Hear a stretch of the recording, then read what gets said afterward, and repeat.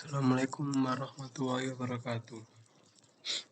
Saya, Anak Nofri Octavian, ingin mempresentasikan materi tentang IPO, investasi perbaikan, dan restrukturasi keuangan. Perkenalkan, nama saya Anak Nofri Octavian, NIM 2201010384, mata kuliah Manajemen Keuangan Terapan. Di sini saya akan menyampaikan materi pada 5 materi. Yang pertama yaitu siklus kehidupan keuangan untuk perusahaan startup. 2. Konsep dan manfaat IPO. 3. Mekanisme IPO. 4. Aktivitas investasi perbankan. 5. Restrukturasi keuangan. Siklus hidup keuangan untuk perusahaan startup. Perjalanan sebuah startup adalah sebuah evolusi yang menarik, ditandai dengan fase berbeda, yang masing-masing memiliki implikasi dan tantangan finansial yang unik. Pada awalnya, tahap awal adalah saat ide bisnis berakar, seiring kali didorong oleh dana pribadi atau angel investor.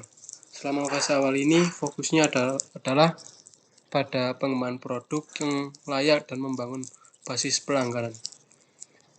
Dengan laporan keuangan yang mencerminkan modal awal dan biaya operasional, memasuki tahap startup, usaha mulai membentuk identitasnya, ditandai dengan pengembangan strategi bisnis, eksplorasi potensi pasar, dan seringkali mencari modal ventura. Konsep dan manfaat IPO. 1. Konsep IPO. IPO atau yang dikenal dengan Initial Public Offering atau penawaran umum atau bisa disebut dengan go public adalah kegiatan penawaran saham efek yang dilakukan oleh emiten atau yang disebut perusahaan yang akan go public untuk menjual saham atau efek kepada masyarakat berdasarkan tata cara yang diatur oleh undang-undang mengatur tentang pasar modal dan peraturan pelaksanaan Ciptono Darmaji dan Fakhrudin 2012. Perusahaan yang telah melakukan IPO sering disebut perusahaan publik. Salah satu ciri perusahaan yang telah melakukan IPO adalah perubahan status perusahaan yang semula bersifat tertutup menjadi perusahaan terbuka yang ditandai dengan nama belakang pada perusahaan tersebut yang ditambahkan istilah TBK. Manfaat IPO. Manfaat yang diperoleh perusahaan dengan melakukan IPO menurut website Indonesia Stock Exchange atau IDX dalam Pusat Informasi Go Public 2016 adalah sebagai berikut. Membuka akses perusahaan terhadap sarana pendanaan jangka panjang. B. Meningkatkan nilai perusahaan company value. Selanjutnya, meningkatkan image perusahaan, menumbuhkan loyalitas karyawan perusahaan, kemampuan untuk mempertahankan kelangsungan usaha. Yang terakhir yaitu inisiatif pajak. Mekanisme IPO. 1.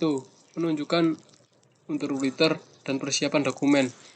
Perusahaan perlu membentuk tim internal, menunjuk underwriter dan lembaga serta profesi penunjang pasar modal yang akan membantu perusahaan melakukan persiapan go public. 2. Penyampaian permohonan pencatatan saham ke Bursa Efek Indonesia untuk menjadi perusahaan publik yang sahamnya dicatatkan dan diperdagangkan di Bursa Efek Indonesia. Perusahaan perlu mengajukan permohonan untuk mencatat saham, dilengkapi dengan dokumen-dokumen yang dipersyaratkan antara lain profil perusahaan, laporan keuangan, opini hukum, proyeksi keuangan. 3. Penyimpanan pernyataan pendaftaran ke OJK. Perusahaan menyampaikan pernyataan pendaftaran dan dokumen pendukungnya kepada OJK untuk melakukan penawaran umum saham. Dokumen pendukung yang diperlukan antara lain adalah prospektus. Dalam melakukan penelahan, OJK dapat meminta perubahan atau tambahan informasi kepada perusahaan yang untuk memastikan bahwa fakta material tentang penawaran saham, kondisi keuangan dan kegiatan usaha perusahaan diungkapkan kepada publik melalui prospektus. 4. Penawaran umum saham kepada publik. Masa penawaran umum saham kepada publik dapat dilakukan selama 1-5 hari kerja. Dalam hal permintaan saham dari investor melebihi jumlah yang ditawarkan oversubscribe, maka perlu dilakukan pencatatan dan perdagangan saham perusahaan di Bursa Efek Indonesia. Perusahaan menyampaikan permohonan pencatatan saham kepada bursa disertai dengan bukti serta bahwa pernyataan pendaftaran telah dinyatakan efektif oleh JK, dokumen prospektus, dan laporan komposisi pemegang saham perusahaan. Aktivitas investasi perbankan. Perbankan investasi adalah biro khusus perbankan yang memiliki fokus dalam menyediakan modal untuk entitas perusahaan maupun pemerintah. Rekturisasi keuangan. Rekturisasi keuangan adalah proses penataan ulang atau restrukturisasi keuangan yang terutama dari modal ekuitas dan modal utang. Restrukturasi keuangan dapat dilakukan karena tegangan keuangan untuk sebagai bagian dari strategi keuangan perusahaan. Restrukturasi juga menyusun ulang komposisi modal perusahaan supaya kinerja keuangan menjadi lebih sehat. Pengertian yang lain tentang restrukturasi keuangan yaitu penataan kembali struktur keuangan perusahaan untuk meningkatkan dapat mengevaluasi tingkat kesehatan perusahaan. Terima kasih.